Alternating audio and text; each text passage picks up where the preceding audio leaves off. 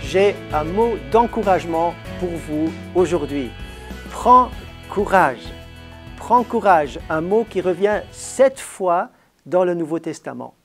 Le terme grec, c'est tarséo. Tarséo qui veut dire prendre courage, avoir confiance, être rassuré. Prendre courage, avoir confiance, être rassuré.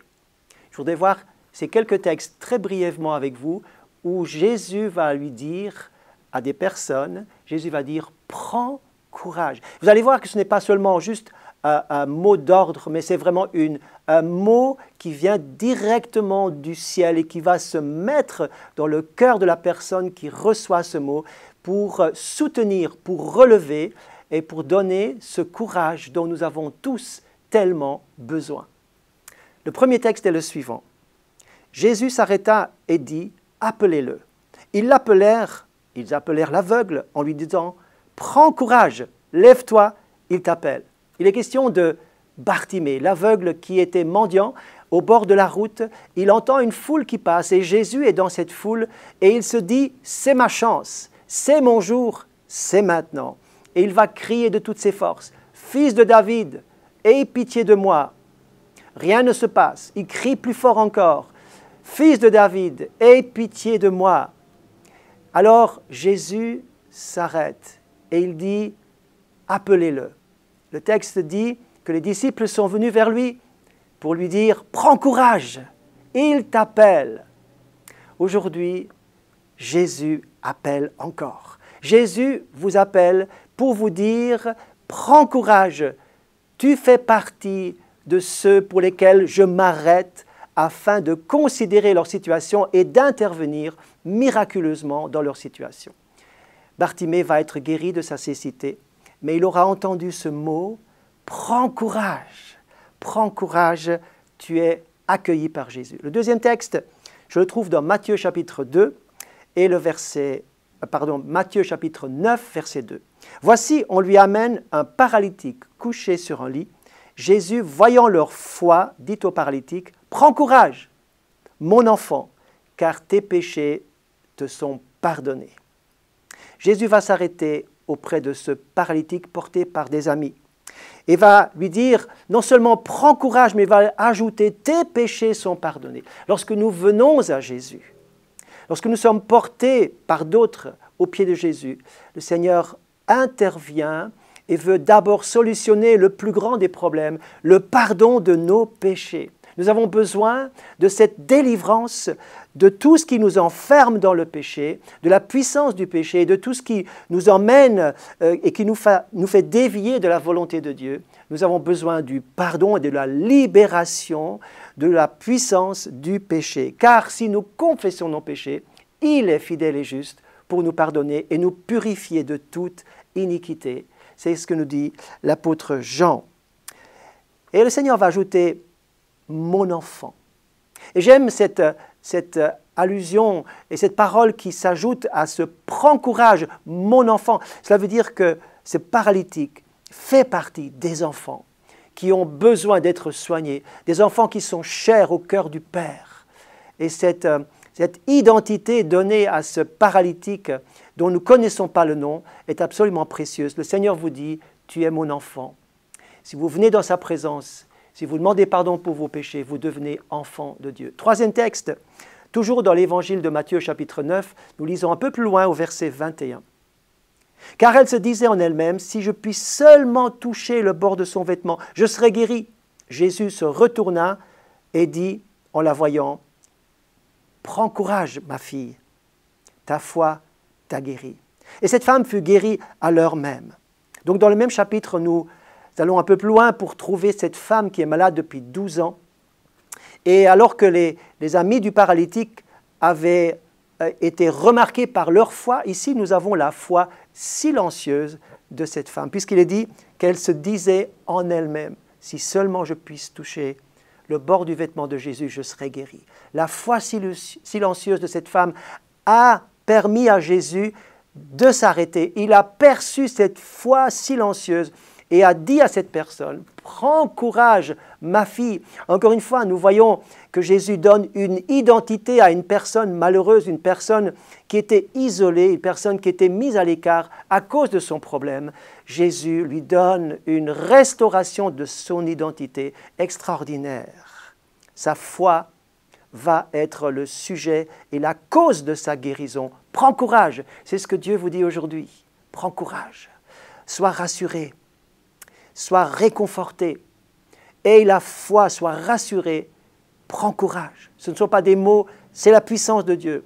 Quatrième texte, Matthieu toujours, au chapitre 14, verset 25. À la 4e veille de la nuit, Jésus allait vers eux marchant sur la mer.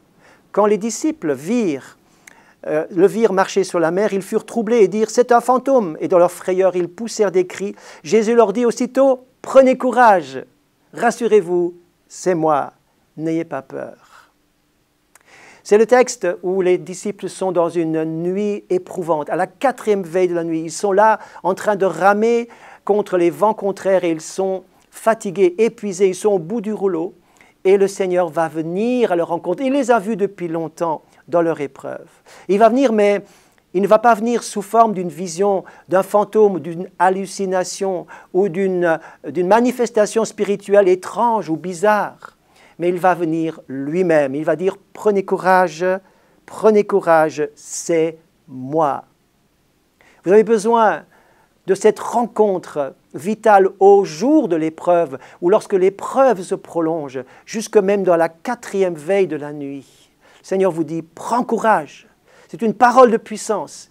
C'est une parole réma, ça veut dire une parole donnée pour une situation donnée qui va vous rejoindre dans votre situation éprouvante. Sa présence communique toujours du courage. Sa présence communique toujours le courage dont vous avez besoin. 5e situation, Jean chapitre 16, verset 33. « Je vous ai dit ces choses, va dire Jésus. Afin que vous ayez la paix en moi, vous aurez des tribulations dans le monde, mais prenez courage, j'ai vaincu le monde. » Ce sont dans les dernières paroles que Jésus va laisser à ses disciples et il va s'entretenir avec eux pour leur donner ces paroles de vie et justement ce courage dont ils auront besoin. Car suivre Jésus est merveilleux, mais aussi est exigeant, car il attend de nous cette obéissance dont il est digne. Le monde ne fera pas de cadeau. Le monde ne recevra pas la parole des disciples, souvent même. Mais Jésus dit, prenez courage, j'ai vaincu le monde. Donc, vous êtes dans ma victoire. Ma victoire, c'est votre victoire. Et le Seigneur aimerait vous dire, demeure dans la victoire que le Seigneur t'a donnée. Prends courage, car sa victoire est aussi ta victoire. Sa victoire étant totale, ta victoire sera également entière et complète. Soyez courageux dans un monde contraire, un monde d'adversité qui va provoquer des tribulations et des problèmes, des difficultés. Mais Jésus est au-dessus et avec Christ, vous êtes aussi au-dessus de ces difficultés. Prenez courage. La dernière parole se trouve dans Actes 23, verset 11. La nuit suivante, le Seigneur apparut à Paul et dit « Prends courage, car de même que tu as rendu témoignage de moi dans Jérusalem, il faut que tu rendes témoignage dans Rome. » L'apôtre Paul est au tribunal.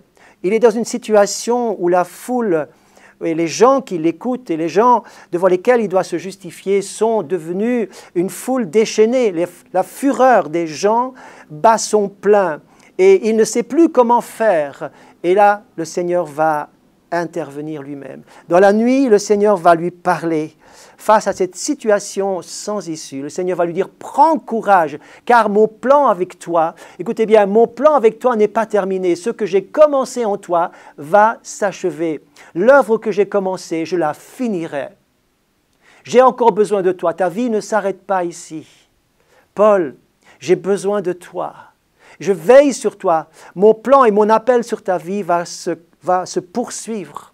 Prends courage. » Cette parole « prends courage », la dernière de ces 7 paroles, eh bien, va être une parole définie, magnifique, extraordinaire. Je vous les rappelle ici, ce mot « tarseo » en grec qui veut dire « prends courage et confiance, sois rassuré, sois accueilli comme Bartimée, pardonné comme le paralytique, guéri comme la femme malade depuis 12 ans, rassuré comme les disciples dans la tempête, apaisé face aux épreuves et encouragé comme Paul dans l'adversité et dans les dangers.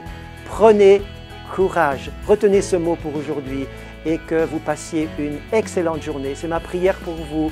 C'est dans ce sens que je vous bénis et je vous dis à très bientôt.